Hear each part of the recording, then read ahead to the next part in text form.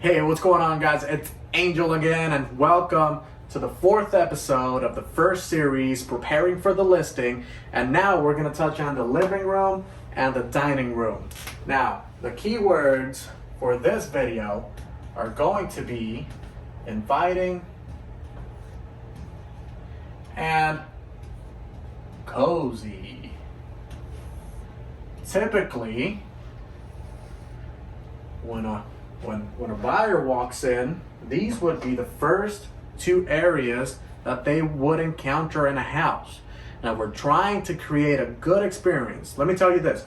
When we're selling a house, we got to put our buyer's caps on. We got to visualize and see the whole experience as a buyer. And we want to make sure that we are providing that ability since the get-go, right? So, for the living room, let's talk about furniture.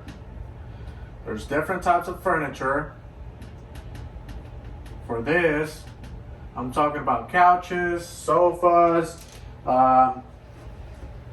entry tables, coffee tables, and these come in varying materials, right? So maybe we have a leather couch, or we have a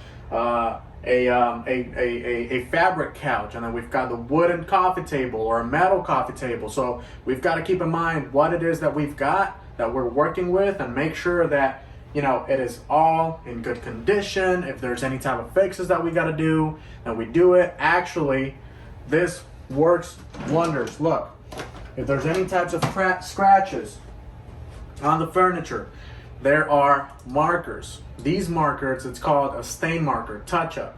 So these markers, you could buy it to match the color of your furniture and then cover up whatever scratches there might be in. That is fantastic. Aside from the furniture, and we touched on this in a previous video, but there's the blinds. Let's make sure they're clean. If they need a little bit of a steaming, we give it a steaming. If there's any type of lint or hair, let's vacuum them. So again, it all works harmoniously with the whole idea. So, very important. And this goes for the whole house. Because remember in a previous video, we touched on neutrality. When it comes to the keywords, we cannot forget from one area to the next. So we still got to keep the house fully neutral. So family photos, very, very important to provide a prospective buyer with the ability to visualize themselves within that house, right? So if we've got family photos throughout the house, that kind of inhibits that ability. And so do religious ornaments. We are trying to appeal to the most amount of people possible. And look, as important as they are to us, we really do not want to exclude anybody. So, family photos and ornaments throughout the house, we definitely got to remove. So put them away. We are moving anyways. Put them in a box and get them ready for you to be able to set it up in the next house, okay? Now the dining room. Take care of this. So dining room, if there's any silver or stainless steel, if there's any glass, if there's any wood, and let's do this.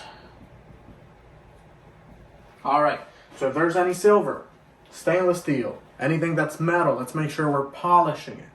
If there's any glass, let's Windex. Let's make sure it's nice and clean. We don't want to see any type of fingerprints. If there's any wood, Pledge works wonders. And let's make sure that we provide the prospective buyer with a good full-on experience. And let's set up the table. If you have any type of china put away, if you have nice plates, the way that we set it up formally for holidays and such, big plate, small plate, bowl, fork, knife, spoon, maybe the wine glass or the champagne flute. Let's make sure that we're putting our best foot forward and we're going above and beyond to create that experience for the buyer. So that's going to be it for the living and dining room. Remember, we've got to make it inviting and cozy, provide an experience for the prospective buyer. And if you have any question whatsoever, you can reach me at 202-888-3051, on Instagram at TheAngelSantiago_, via Facebook at TheAngelSantiago, and as always, let me know if there's anything in the world that I can do for you.